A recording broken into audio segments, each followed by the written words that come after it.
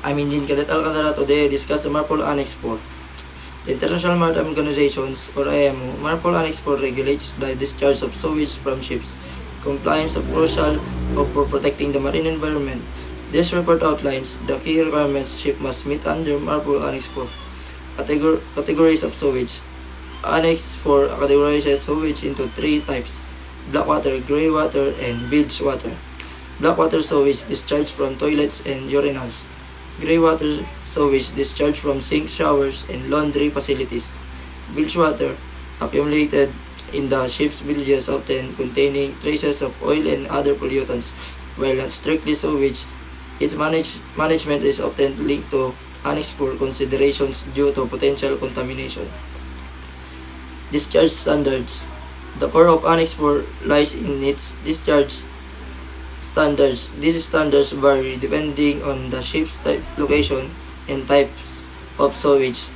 Discharge outside designated areas generally prohibited for black water. Gray water discharge is permitted only if it meets certain treatment standards, comminution, and disinfection. Specific requirements vary depending on the ship's size and the distance from land. Discharge within designated areas. Specific areas may be designated for sewage discharge, often subject to stricter regulation concerning treatment and volume limits. These areas are usually far from sensitive ecological zones. Treatment requirements. Ships are required to treat sewage before discharge, usually through comminution, grinding, and disinfection, that using UV or chlorine. The level of treatment required depends on the type of sewage and discharge location. The IMO provides detailed guidelines on acceptable treatment methods. Exemptions. Certain ships, such as those on short voyages or with limited capacity, may be granted exemption from some requirements.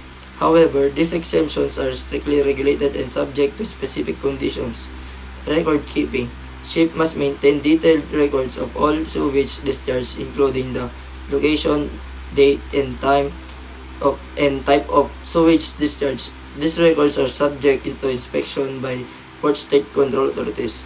Equipment and operational requirements. Ship must be equipped with appropriate sewage treatment and disposal system that meet the standards set by the MARPOL Annex IV. Regular maintenance and inspections of these systems are mandatory. Proper operation of this system is essential for compliance. Enforcement and penalties. Port state control authorities have the power to inspect ships and enforce compliance with MARPOL Annex IV. Non-compliance can result in significant penalties, including detention of the vessel. Compliance with MARPOL Annex IV is not merely a regulatory obligation. It is a crucial step towards protecting the marine environment.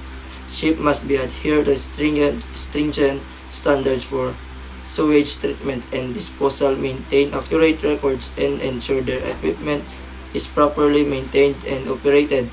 The consequences of non-compliance are substantial, highlighting the importance of proactive measures to ensure environment protections.